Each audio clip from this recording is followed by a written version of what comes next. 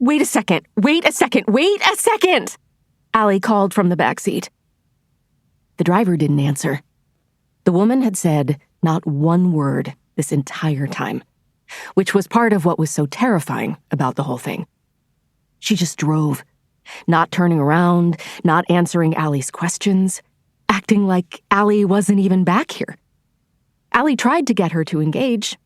Allie had been trying the whole time, since the moment this lady had grabbed her from the bench at the edge of the playground and forced her across the sidewalk and into the back seat of her silver SUV. Hi, I'm sorry, would you just talk to me? Can you look at me? Please? Allie tried to stay calm. She was trying to stay calm. It had been, an hour? 2 hours? The sun was going down. They were driving south, or at least that's what Allie thought. She thought they were driving south. She had tried to look for landmarks, but the windows were tinted and it was hard to see. Can you tell me where we're going? Can you just talk to me? The driver, the kidnapper, this strange and terribly quiet and oddly witchy woman, still refused to answer. She just drove, keeping to an even highway speed, no talking, no radio, no sound but the muted rush of the wheels. Allie stared at the back of the woman's head, at her long black hair pulled back in a tight ponytail, at her pale, thin neck. Calm. Allie was working so hard to stay calm. You have to be rational. You can't panic. You have to stay calm. Okay, look, here's the thing. Whoever it is that you think I am, I promise you it's not me. You've got the wrong person. Can you hear me? Allie knew it was useless. A waste of words. A waste of time. If this lady, whoever she was, if she was going to respond, if she was going to take pity on her, if she was going to pull over and untie her wrists and apologize for the misunderstanding and let her go, then she would have done it already. Right? But Allie kept talking. Kept trying. Because yes, she knew it was useless. But she also knew that if she stopped talking, stopped trying, she would collapse into despair.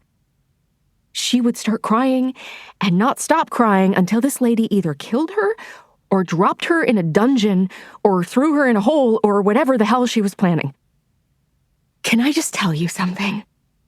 Seriously, I'm not rich, okay? I'm not some, heiress or anything like that, if that's what this is.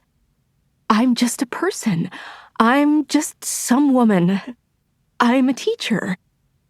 And as if to prove that she was a teacher, just a regular, boring middle school teacher, Allie was talking in her most pleasant voice, earnest and teacherly, carefully explaining what everyone needed to know for tomorrow's quiz.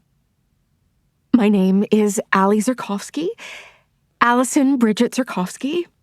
My maiden name is Brownlee, Allison Brownlee.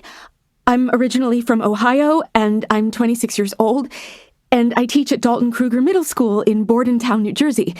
I live there with my husband, Lucas, and... Allie stopped. She couldn't think of the baby right now. She couldn't say the baby's name. If she said the name out loud, then despair would overrush her. She knew that it would, and that would be it. I teach science and math to 6th and 7th graders, she said instead. The kids call me Ms. Z. I'm not rich. I'm in debt, actually. I have over $40,000 in outstanding student loans. Allie paused. She breathed hopefully. She didn't know what else to say.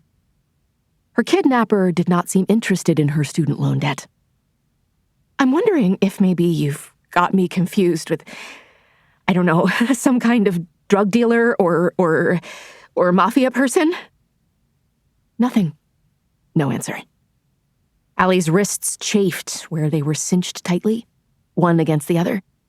She felt panic building in the back of her throat.